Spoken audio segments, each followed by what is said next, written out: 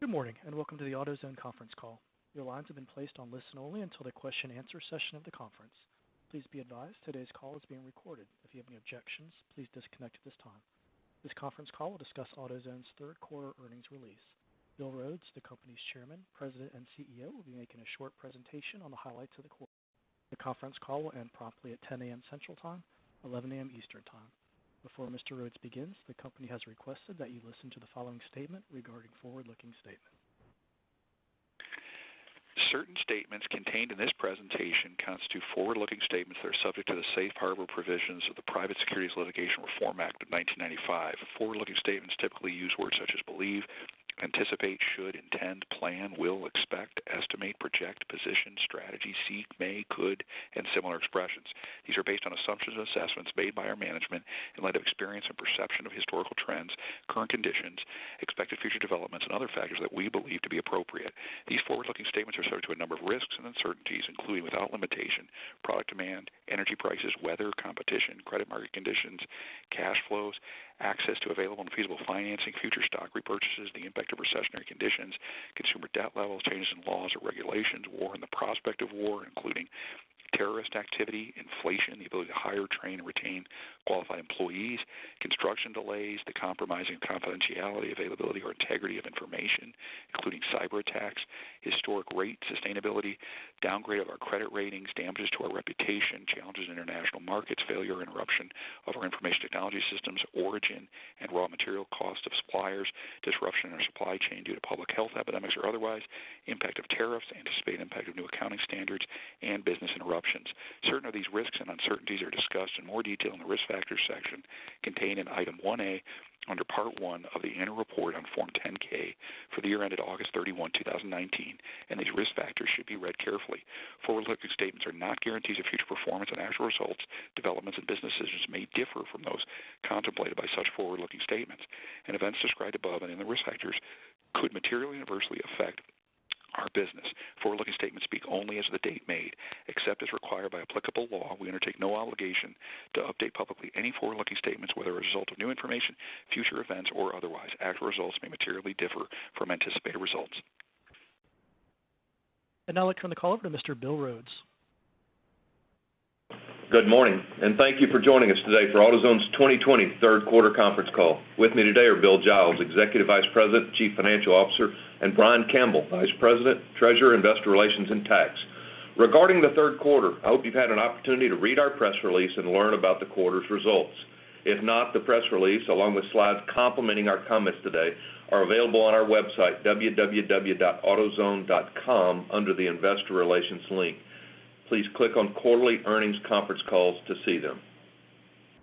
Since our last earnings release, the world has changed significantly, and so has our business. During our last call on March 3rd, we were focused on COVID-19, but more from a supply chain disruption perspective.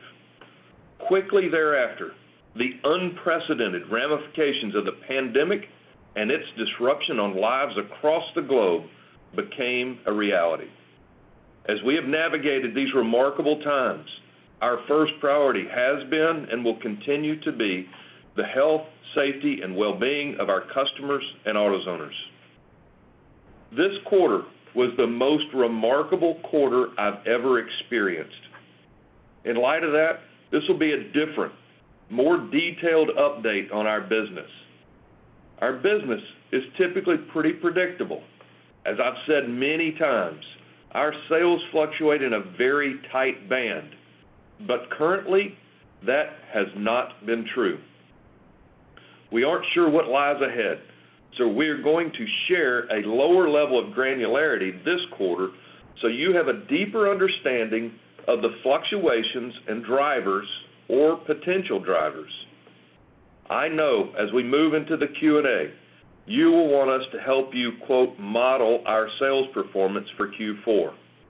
Frankly, we are having a very difficult time forecasting our business week to week, much less for the next quarter.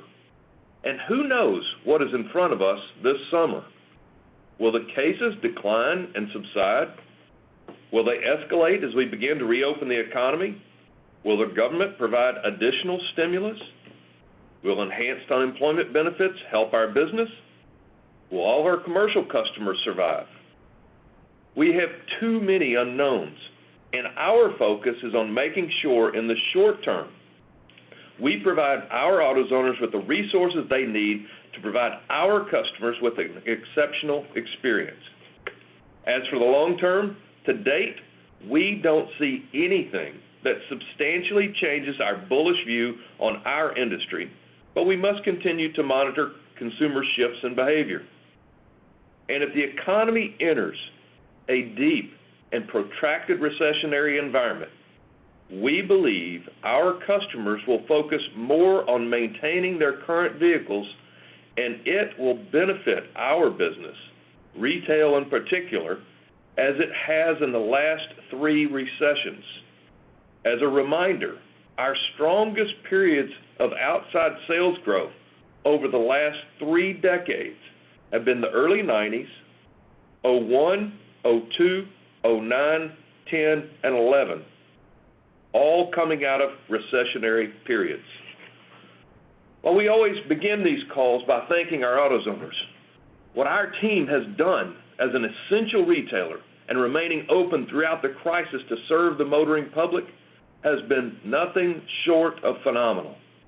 I applaud our entire team, many who have had to quickly pivot to new ways of working, but I especially want to call out, recognize, and show deep appreciation for our store AutoZoners and our distribution center AutoZoners.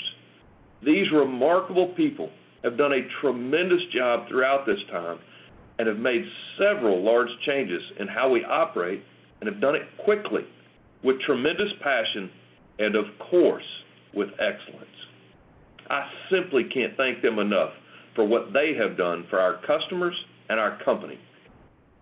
Now let's move into our performance for the quarter. Our same-store sales were down 1% versus last year's third quarter. Our net income was $343 million, and our EPS was $14.39 a share, 10% below last year. Regarding our sales performance, the quarter can best be described in 3 time periods, each basically 4 weeks long. Recall that we had a very mild winter and a disappointing sales performance in our fiscal second quarter.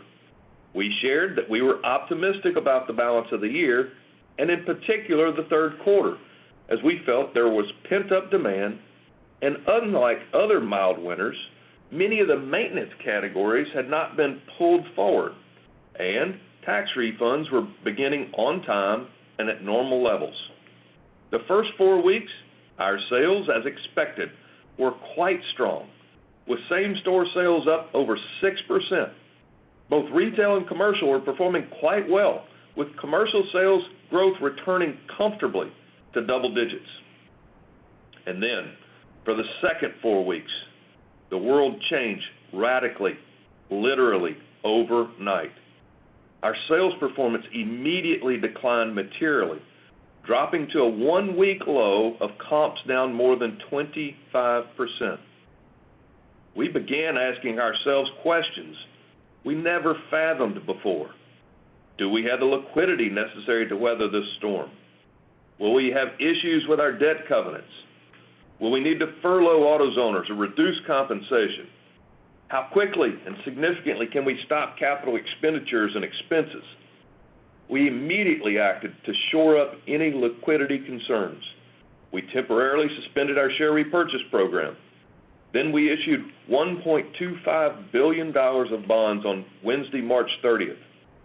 We also closed on an additional 364-day, $750 million line of credit. This additional line of credit was on top of the unutilized $2 billion line of credit already in place. We were running very pessimistic scenarios and preparing for what we thought could be the worst. Our team did a tremendous job enhancing our financial position in a chaotic environment in very short order, a testament to the team and also to the strong financial position and long-term performance of the company. Simultaneously, I'm extremely proud to say that we acted swiftly in support of all of our field AutoZoners. Immediately, we instituted reduced store hours of operation across the U.S. store base. This allowed our stores to enhance our cleaning protocols and allowed our AutoZoners time off in the evening to decompress after a very stressful day. As an essential business, we were determined to be ready to safely service our customers, the motoring public, each day. This meant taking care of our AutoZoners as well. Very early in the crisis, we announced that all eligible hourly and part-time AutoZoners across the U.S. would receive emergency time off benefits, and it would be available immediately.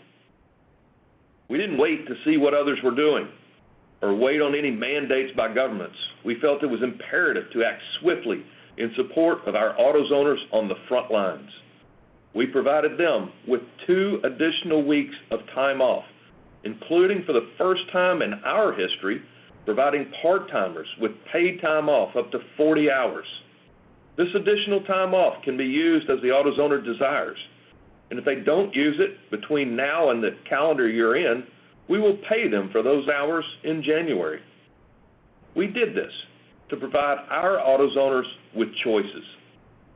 Some are in the more vulnerable populations and weren't comfortable coming to work. Others had child care issues. Others were just anxious, while the vast majority were comfortable coming to work and providing great service to our customers. This decision, which was made in a couple of days, was aligned with our values, and I was honored that our team and our board of directors lived up to the powerful culture we often espouse during this crisis. And you know, a crisis is when real leaders lead. This alone was an incremental expense in the third quarter of $65 million, and combined with other directly related COVID-19 expenses, our SG&A was negatively impacted by about $75 million in the quarter. In addition to this past quarter's investments in our AutoZoners, we plan to provide certain other AutoZoners that were not eligible for the first emergency time off benefit with similar benefits during the fourth quarter. We are honored to recognize those AutoZoners helping our customers every day on the front lines and to say thank you for their efforts. Based on what we know today, we expect to incur approximately $25 million in additional COVID-19 related expenses in the fourth quarter, including this recognition. Our business, retail in particular, was beginning to rebound at the end of the second 4 weeks. Then, at the beginning of the third 4-week period, federal stimulus checks began to arrive and flow through the U.S. economy. We experienced a significant change in trend, moving from negative double-digit comps to a significantly positive comp almost immediately. To put this in perspective, in 2 days, from a Monday to a Wednesday, our retail sales increased by roughly 50%, 50% in 2 days. And we continue to experience extremely robust sales performance through the end of the quarter. Throughout this crisis, our DIY business has been substantially stronger than DIFM. Retail began rebounding sooner and reacted stronger than commercial when the stimulus money arrived. At the end of the quarter, our commercial business turned positive again, but had not yet returned to double-digit growth like before the crisis. Specifically, for the quarter, our overall same-store sales for each of the 4 weeks periods were up over 6%, then down more than 20%, then up in the low teens, ending the quarter down 1%. Given the extreme volatility in the quarter, as I just outlined, and as I said in the opening, it is impossible to know what our future sales trends will be. Unfortunately, we are forced to manage the business literally from week to week, and our field organization has done an outstanding job managing these extremes. We expect that our sales growth will moderate as the stimulus money works its way through the economy. But at the same time, the nation is reopening. What will that do to our business? We simply aren't sure. What we are sure about is our team has been incredibly nimble. They have reacted quickly to every single change. We are no longer, assuming there are no other significant shocks to the system, asking ourselves some of those very difficult questions. Instead, we are focused on providing our team with the resources and support they need to live up to our pledge, and our AutoZoners have definitely been and continue to put our customers first. Regarding geographies, our performance was much worse in some of the most affected areas, specifically the Northeast, Mid-Atlantic, and also some of our stores in Puerto Rico and Brazil were down considerably as we were forced to close and or operate under extreme restrictions. Certain markets rebounded pretty quickly, like the Pacific Northwest, while others, like New York, as you would expect, has been slower to recover. Our best performing areas have generally been in the middle of the country. There have been very interesting trends in some of our merchandise categories, specifically in the retail business. Certain categories have been quite challenged, like wipers and lighting, as people have stayed home more and have not been as active at night or during periods of inclement weather. Other categories have been strong, particularly post-stimulus. After a very mild winter, our battery sales have been strong, especially as people park their cars for extended periods, after which the batteries fail or are discharged. We've also seen some surprisingly strong categories that I'll call project categories. These are categories for hobbyists or people who want to upgrade something. People have more time on their hands, so they're working on their project car or doing that enhancement job they've been constantly putting off before. Now, before moving beyond our sales trends, there's been some significant dialogue regarding short-term impact of miles driven on our business. We have touted miles driven as a key macro factor that impacts our industry's performance for decades. However, there have been times when the correlation with miles driven and our industry sales performance do not have a strong correlation, like during the Great Recession. We believe that during select, generally shorter periods of time, other factors like new car sales, unemployment, and the like are more important and miles driven is less important. Now let's turn our focus to the balance of the P&L. For the quarter, our gross margin was up 2 basis points. Along with past storylines around tariffs, supply chain, and mix between DIY and DIFM sales, we've been a very steady performer in regard to gross margin. On operating expenses, our team, particularly our store operations and commercial teams, did a remarkable job of managing our expenses during the massive volatility I noted earlier. Imagine trying to manage payroll in line with sales when you have a 50% change in sales in 2 days. Yes, on the surface, we had material deleverage, but the majority of that deleverage was associated with our decision to provide enhanced benefits for our hourly AutoZoners in the form of emergency time off, costing us approximately $65 million in the quarter.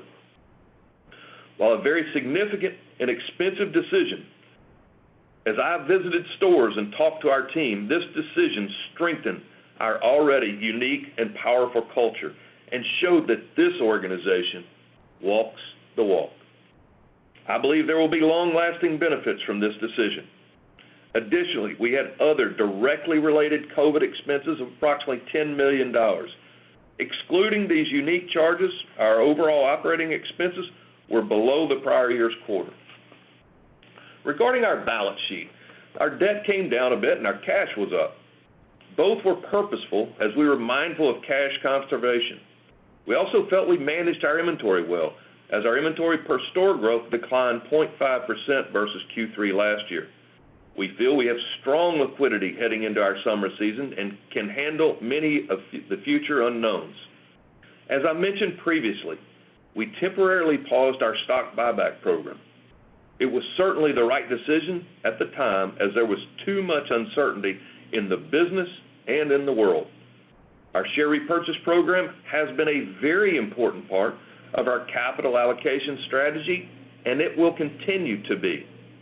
We haven't restarted repurchases yet, but as we gain better visibility to our business trajectory, we intend to continue to leverage our free cash flow after robust investments in our business to reduce share count. Our current thinking is to continue to operate at reasonably similar credit metrics to the past while excluding the extraordinary, unique COVID-19 expenses we discussed above. On last quarter's conference call, we discussed impacts from the supply chain and goods we received from China in particular. Today, we are in good shape and have no significant disruptions to report. While we created contingency plans for each merchandise category sourced from China, we ultimately did not have to implement them. Unfortunately, the COVID story shifted to become more of a U.S.-centric story and away from the supply chain disruptions. That said, that portion of this pandemic and the tariffs have made us think differently about supplier diversity. We need to also consider country diversity as well going forward. There will be certain of our plans that are disrupted as a result of the crisis, some known today while others will emerge over time. For instance, we paused our store development activities for about a month as we tried to get a better understanding on where this was headed. We did this in the United States, Mexico, and Brazil. We've subsequently restarted development work in the municipalities that allow us to do so. As a result, we will not meet our new store opening goals for the year. We are pushing in an orderly fashion to get back to opening new stores as quickly as possible, but in this environment, arbitrary goals and dates are not terribly important. So look for us to open less than 200 stores globally this fiscal year. I'll spend a quick moment on our omni-channel efforts. As COVID-19's effects on customers' ability to get out and shop grew, we ramped up our strategy to enhance the customer shopping experience by meeting customers when, where, and how they wanted to shop. We initiated a curbside pickup option in an amazingly short period of time. Additionally, we saw very strong growth in our online shopping channels: buy online, pick up in store, next day delivery, and ship to home. In particular, our buy online, pick up in store offering grew rapidly at over double the growth rate of our ship to home options. I do want to remind listeners that omnichannel, or AutoZone, still represents a very small percentage of the DIY business, substantially below 5%. Before I pass the discussion over to Bill Giles to talk about our financial results, I'd like to again thank our AutoZoners for their extraordinary efforts during these unprecedented times. I cannot thank you enough, nor can the rest of the management team, and I'm confident that I can speak on behalf of our shareholders too and say thank you, AutoZoners. You truly are essential, and you are exceptional. Now I'll turn the call over to Bill Giles. Thanks, Bill, and good morning, everyone. To start this morning, let me take a few moments to talk more specifically about our domestic retail, commercial, and international results. For the quarter, total auto parts sales, which includes our domestic Mexico and Brazil stores, increased 0.3%. For the trailing 4 quarters, total sales per AutoZone store were $1,856,000. Now, this compares to an average of $1,814,000 at Q3 ending last year. Total DIFM sales decreased 6.7%. In the quarter, sales to our DIFM customers represented 21% of our total sales and decreased approximately $40 million from last year's Q3. Our weekly sales per program were $9,700, and they were down 9% on a per program basis versus $10,700 per week last year. As Bill mentioned earlier, our DIFM business was materially impacted from the COVID impact, more so than our DIY sales. While certainly one of our most challenged sales performances in many quarters, we would ask listeners to see through this quarter and ask us if we believe we are in good shape for future market share increases, and the answer to that question is yes. We feel there may be a real opportunity for us to grow our business in the future. With so many smaller, single proprietary shops still operating across America and having to be closed for an extended period of time creates unforeseen challenges for these shops. We continue to believe we can gain market share into the future. We now have our commercial program in 4,950 stores, or 85% of domestic stores. While we did not roll out as many programs this past quarter, it was due to our inability to market to customers. We felt it appropriate to maintain distancing from customer shops. While this past quarter is certainly unique, we remain encouraged by the initiatives we have in place and feel we can further grow sales and market share. Much like the impact COVID had on sales in the U.S., our stores in Mexico were also impacted. In addition to impacting sales, the weakness in the foreign currency exchange rate put additional pressure on the business. At the start of the quarter, the exchange was below 20 pesos to the dollar, but weakened throughout, finishing 26% weaker at 24 pesos to the dollar. During the quarter, we opened 2 new stores and finished with 610 stores. While the quarter was challenging, we believe the negative impacts, much like with the U.S., are short-term in nature. We remain committed to our store opening schedules in Mexico for the foreseeable future. Regarding Brazil, we finished with 38 stores. We opened no new stores in the quarter. Similar to the U.S., Brazil faced the same challenges with COVID sickness and stay-at-home mandates. Much like Mexico, we view the COVID impact short-term in nature for our Brazil stores as well. Our commitment to growing our Brazilian business has not wavered. Gross margin for the quarter was 53.6% of sales, up 2 basis points versus last year's third quarter. Our primary focus will continue to be growing absolute gross profit dollars in our total auto parts segment. SG&A for the quarter was 35.9% of sales, deleveraging 201 basis points to last year's third quarter.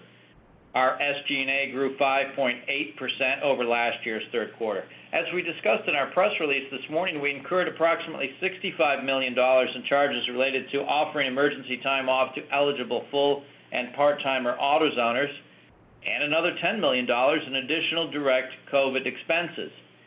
Excluding these extraordinary charges, operating expenses were below last year. As we have demonstrated over time, our organization is very good at adapting to the environment we are operating in. SG&A will remain something we manage in accordance with sales volumes. As sales pick up, we would expect the spend rate to increase. EBIT for the quarter was $491,700,000. Our EBIT margin was 17.7%. Interest expense for the quarter was $47.5 million, up 9.7% from Q3 a year ago and higher than our plan. The higher expenses related to the $1.25 billion bond issuance and the $750 million 364-day credit facility, both completed this past quarter. We are planning interest at $68 million for the fourth quarter of fiscal 2020 versus $61.2 million last year. Our higher forecast than last year is driven, again, by the cost associated with the new bond issuance and the 364-day credit facility. Debt outstanding at the end of the quarter was $5,418,000,000, or $266 million above last year's Q3 ending balance of $5,152,000,000. Our adjusted debt level metric finished the quarter at 2.6 times EBITDAR. While in any given quarter we may increase or decrease our leverage metric based on management's opinion regarding debt and equity market conditions, we remain committed to both our investment grade rating and our capital allocation strategy, and share repurchases are an important element of that strategy. For the quarter, our tax rate was 22.8% versus 19.5% in last year's third quarter. This quarter's rate benefited 26 basis points from stock options exercised, while last year it benefited 259 basis points. Stock option exercises aren't predictable, and as such, they will affect our tax rate and ultimately our net income and EPS. For the fourth quarter of FY 2020, we suggest investors model us at approximately 23.7% before any assumptions on credits due to stock option exercises. Because we cannot effectively predict this activity, we remain committed to reporting the stock option impact on the tax rate. Net income for the fourth quarter was $343 million, down 15.5% versus last year's third quarter.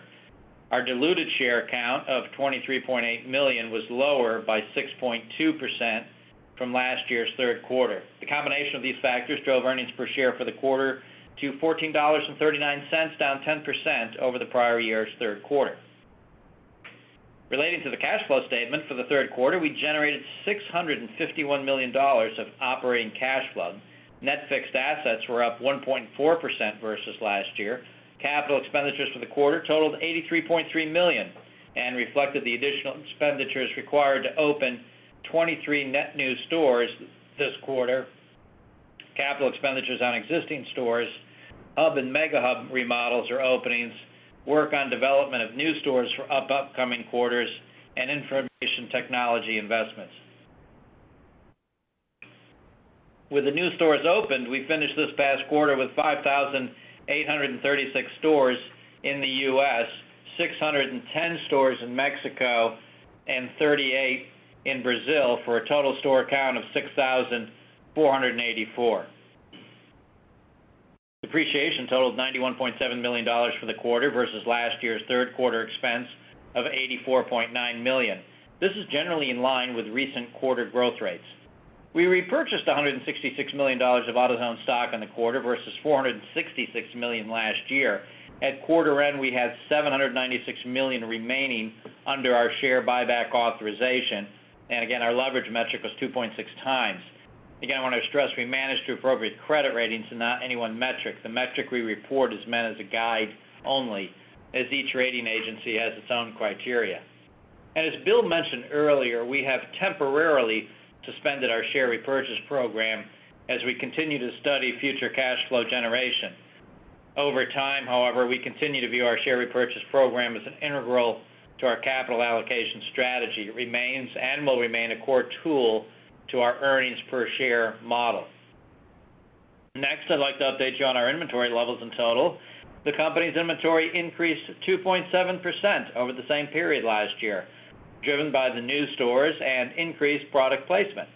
Inventory per location was 685,000 versus 688,000 last year and 713,000 last quarter. Net inventory, defined as merchandise inventories less accounts payable on a per location basis, was a negative 56,000 versus a negative 58,000 last year and a negative 41,000 last quarter. As a result, accounts payable as a percent of gross inventory finished the quarter at 108.2% versus last year's Q3 of 108.7%. Finally, our continued disciplined capital management approach resulted in return on invested capital for the trailing 4 quarters of 34%. We have and will continue to make investments that we believe will generate returns that significantly exceed our cost of capital. Now, I'll turn it back to Bill Rhodes. Thank you, Bill.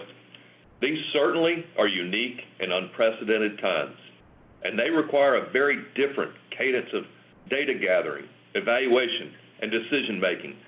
I'm extraordinarily proud of our team across the board for their commitment to servicing our customers, the motoring public, but doing so in a very safe manner. While making so many significant decisions so quickly, we know we won't get them all right, and that's okay. But as long as we are making the best decisions with the right motivations and adjusting as we go, we will continue to persevere. We don't know what lies ahead of us for the next few months or even the next couple of years, but what I know is we have a very resilient business that has performed exceptionally well in a wide variety of economic environments, and we have extraordinary people who are committed to servicing our customers and helping them get to work, go see their family, drive to a close vacation spot, or other personal priorities. I wish we could provide you with more clarity on our expectations on business trends for the fourth quarter, but as I stated before, there are too many unknowns. But I want to be crystal clear. Our expectations do not include sales remaining as robust as we experienced in the last few weeks of the third quarter. Our expectation is that stimulus money will work its way through the economy rather quickly. Our best guide is annual tax refunds, and typically those funds positively impact our business for about 3 weeks. Frankly, our focus isn't on what happens this quarter. It's, are we keeping our AutoZoners and customers safe today while providing our customers with their automotive needs? And more importantly, what can we do during this very difficult time to position our company for even greater future success? What really matters is how are we doing a year or two from now? And I continue to be quite bullish on our industry and in particular on our company. Now we'd like to open up the call for questions. The phone lines are now open for questions. If you would like to ask a question, please press star 1 and record your name, and please limit yourself to one follow-up question. To withdraw your question, press star 2. One moment for the first question. First question is from Seth Sigman from Credit Suisse. Your line is now open. Hey guys, good morning. Thanks for taking the question, and nice job managing through the environment. I was hoping you could elaborate a little bit more on the commercial trends that you observed over that last 4-week period.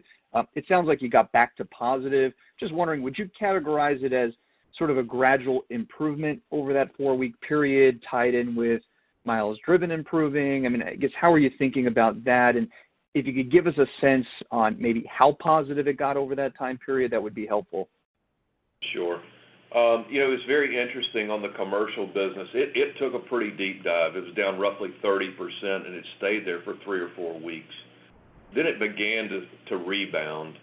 If you look at those last 4 weeks, it was negative the first 2, and then it turned positive the second 2, ending at, call it, mid-single digits positive.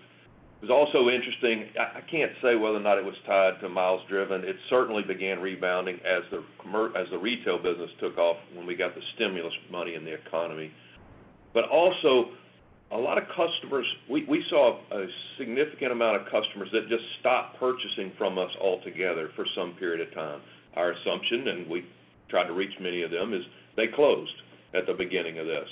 And as we got towards the latter part of the quarter, we saw that those non-purchasing customers had decreased substantially, if not completely. So it looks like some of them just closed their shops and went and did whatever they needed to do, stayed at home, and then began reopening, and our business picked up.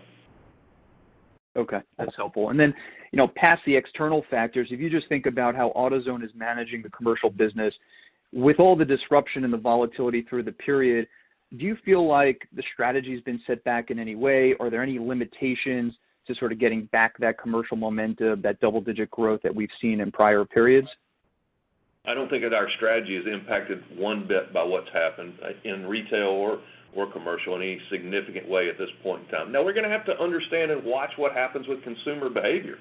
I don't think anybody really knows as the economies and the cities start reopening, who knows what consumer behavior is going to look like. So far, what we're seeing is it looks a whole lot like it did before the pandemic. But I'm sure consumers are going to adjust parts of their behavior, and we'll have to adapt accordingly to that. But on the commercial side of the business, the only thing that's still holding us back is we're not doing a lot of face-to-face sales calls yet. We'll be doing that probably before long, but we're not out there being able to tell our story like we were before. Understood. Okay, thanks. Best of luck. Yep, thank you.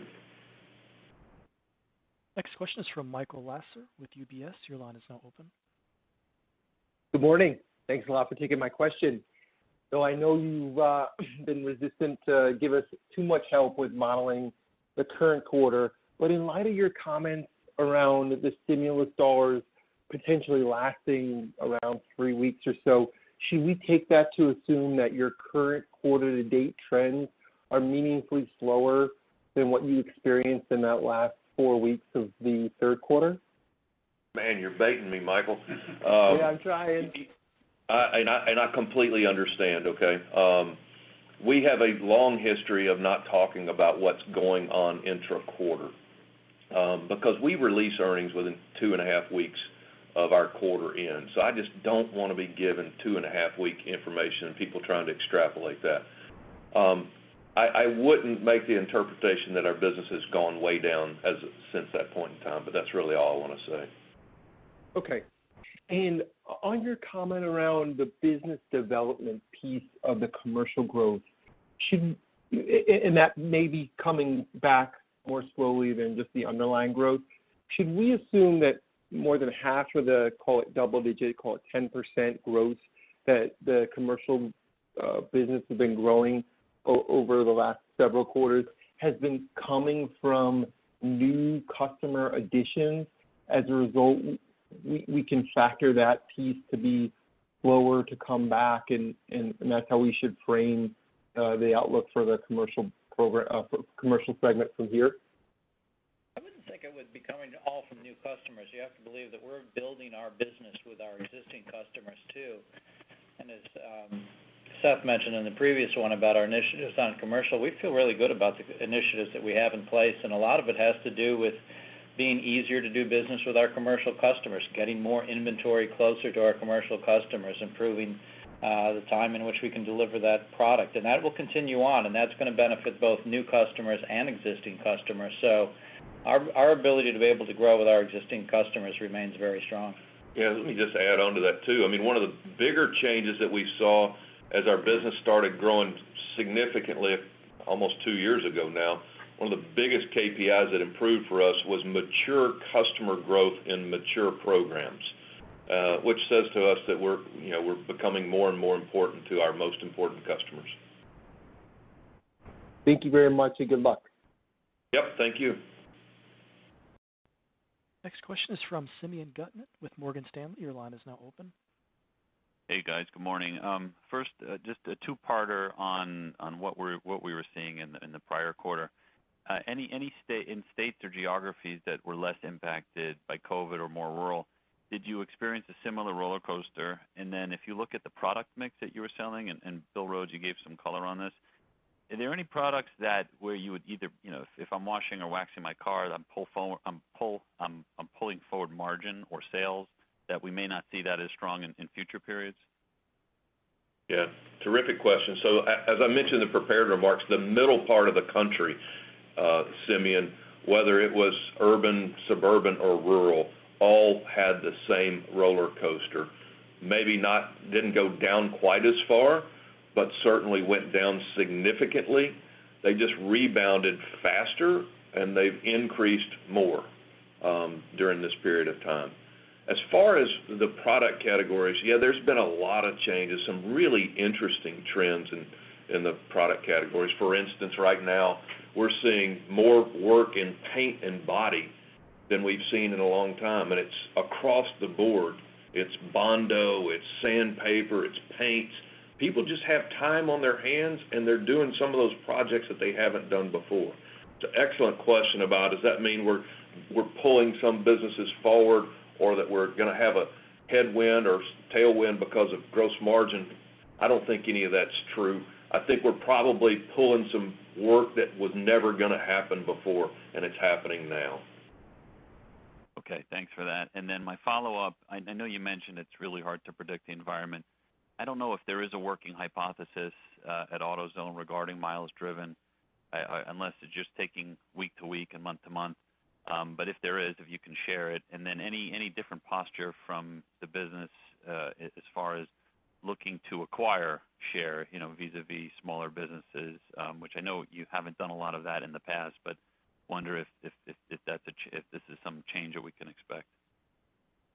Yeah. You want to take the latter part of that? Yeah, I think that from a share perspective, we're going to continue to do what we've been doing in terms of organically growing and taking market share. We believe that there's significant opportunity. Now, given the current environment, I suspect that some players in the industry will continue to be challenged.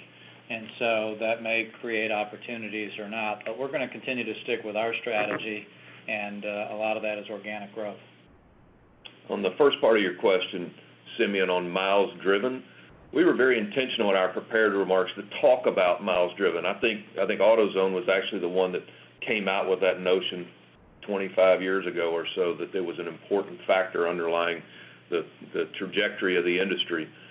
And we've held to that and believe that. However, and we learned during the Great Recession, that during certain periods of time, it is not correlated very well at all with the industry same-store sales. We saw that in 9, 10, and 11, that there are just other factors. And our thought is when people have a high degree of unemployment, people aren't buying new cars and the like, that miles driven aren't as important as they were. Okay, thank you. Yep, thank you. Next question is from Mike Baker from Nomura. Your line is now open. Hi, thanks, guys. So a couple of longer-term questions. I know you said you're not really, at this point, changing your strategy, which makes sense. But longer term, do you think there's going to be any change to consumer behavior with respect to DIY versus DIFM? With a lot of jobs now, people getting used to working from home, and if not going into the office, maybe not every day, but certainly working from home a couple days a week. Does that dictate longer term that the whole industry might move more towards DIY and away from commercial, which I think would be a reverse of trends that we saw pre-COVID? Yeah, terrific questions, many of which we're thinking through, and we certainly don't have definitive conclusions at this point in time. I think on the shift between DIY and DIFM, there's been a long pattern of both sectors of the industry growing pretty well. DIFM has been growing slightly faster than DIY, but DIY has continued to grow almost every single year. A lot of people are starting to talk about work from home. I think that they're also not thinking about who our customer is, in particular on the DIY side of the business. Our customer is generally a financially fragile customer. They're not going to have the opportunity to work from home. They're working blue-collar jobs in a lot of cases. And so their shift in work, even during the crisis, wasn't to go work at home. They had to be out doing their jobs. As we've seen, we rolled out curbside pickup, which was really great. Our team did it in a remarkably short period of time. And we've seen all of our digital sales grow through both buy online, pickup in store, which includes curbside. We've seen our next day delivery grow, and we've seen our ship to home grow. The biggest growth that we've seen is in our buy online and pick up in store. And as I've been out in stores, I have yet to see a customer do a curbside order. And as I talk to AutoZoners, I ask them, are you getting a lot of curbside orders? And they say no.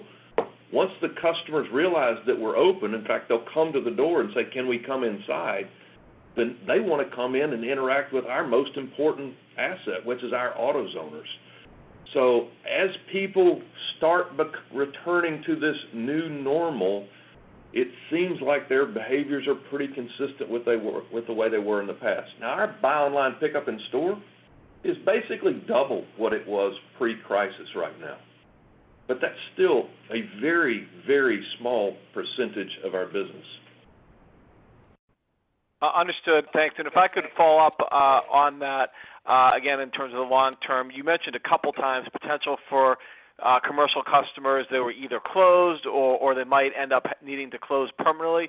I guess the question is, have you seen any of that yet, or is that just what you think could happen or potentially might happen? Or again, are you starting to see just commercial customers, smaller ones, just go out of business? And is that an opportunity for share gains? Thanks. Yeah, we absolutely saw commercial customers close on a temporary basis. Probably, as indicated by, we had 0 purchases from them for weeks. Call it 5 to 10% of our commercial customers. It's very interesting as the stimulus money came in, as the commercial business began to pick up. One of the interesting things we've seen is we were worried about our commercial receivables. Well, we're seeing that our commercial customers are in fact catching up on the receivables that they got behind on in the crisis. So I don't see any big wave of commercial customers that are closing. I'm sure that there are, on the margin, certain commercial customers that were nearing retirement or were teetering on the edge of not being solvent, and they're going to go away. But I don't think that business is going to go away. The customer might, that particular shop might go away, but then the work is just going to move to another shop. So I don't see any significant shifts yet at this point in time. Okay, thanks. I appreciate the color. Absolutely. Thank you.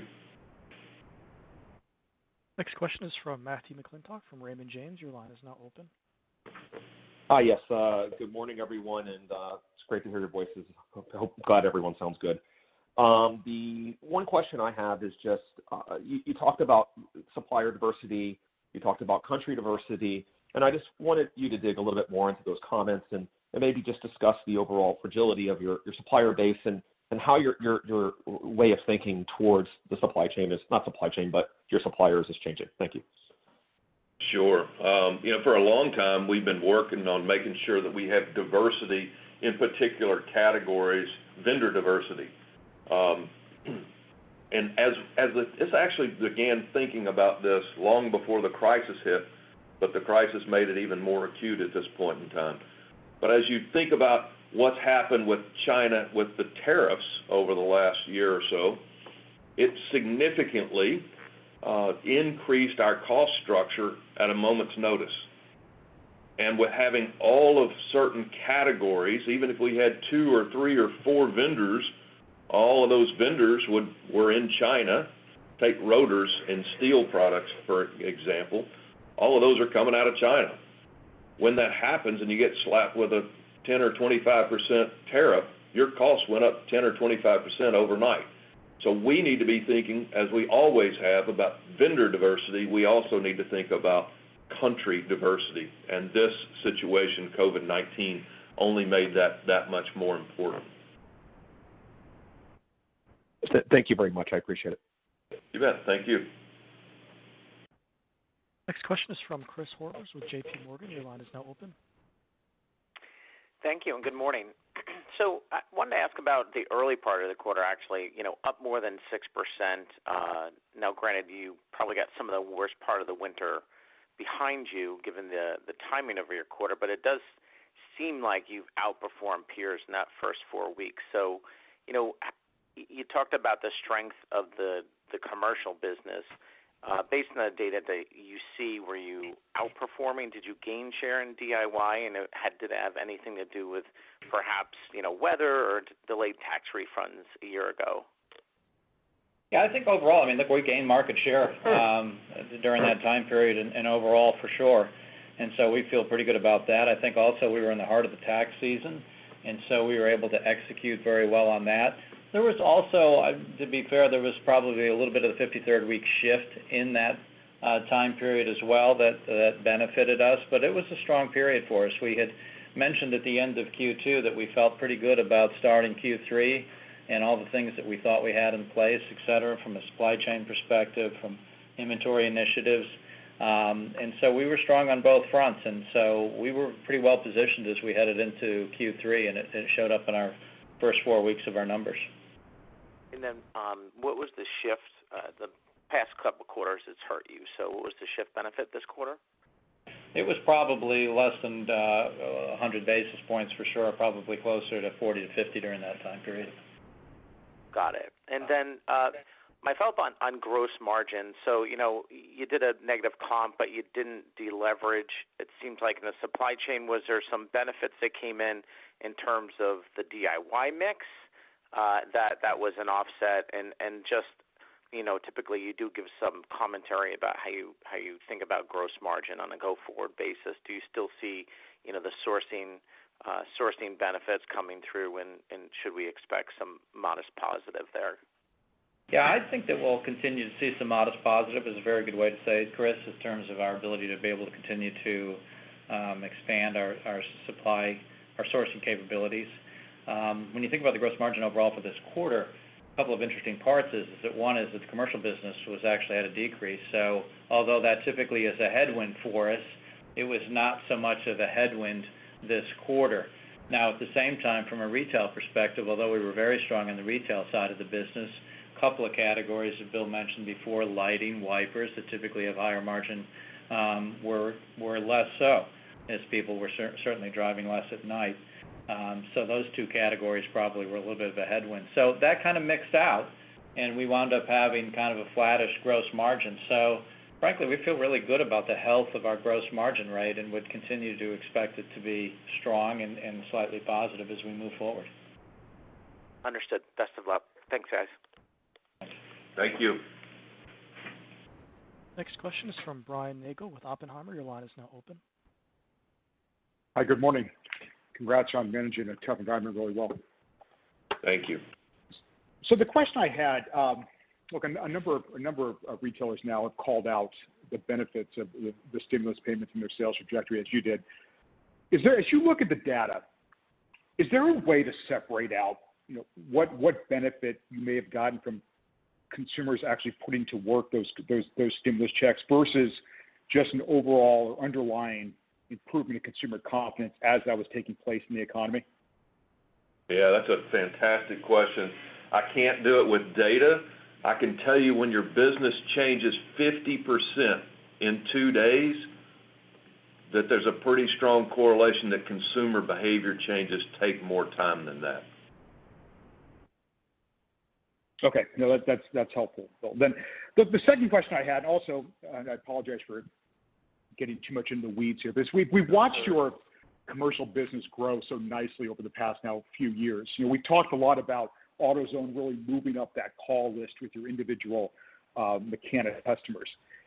Clearly there's disruptions here with all that's going on, and you called that out, I guess Bill Giles called that out in his prepared comments. But have you seen any indications that one reason or another that AutoZone has fallen down those lists and fallen in individual mechanics? Absolutely not. I think if anything, we're moving up that list. There are certain players in the commercial side of the industry that don't have the financial strength that we have. We've been there throughout the entire crisis, taking care of our customers and getting better and better every day. So I think if anything, we moved up that list in the crisis. And I don't hear a lot of people talking about their commercial business being positive like we said ours was for the last 2 weeks of the quarter. But very helpful. I appreciate it. Thank you. Next question is from Bret Jordan with Jefferies. Your line is now open. Hey, good morning, guys. Morning. When you think about the diversifying your supply chain geographically, I guess how long a process is that? And I guess is there capacity or adequate capacity in other manufacturing markets that could really sort of fill the hole that China would leave? And would that still be on the back of private label, or do you have to start buying branded parts to get into other manufacturing markets? I think it would definitely be on private label side more so than branded parts for sure, which is what we've been doing with the China products anyway.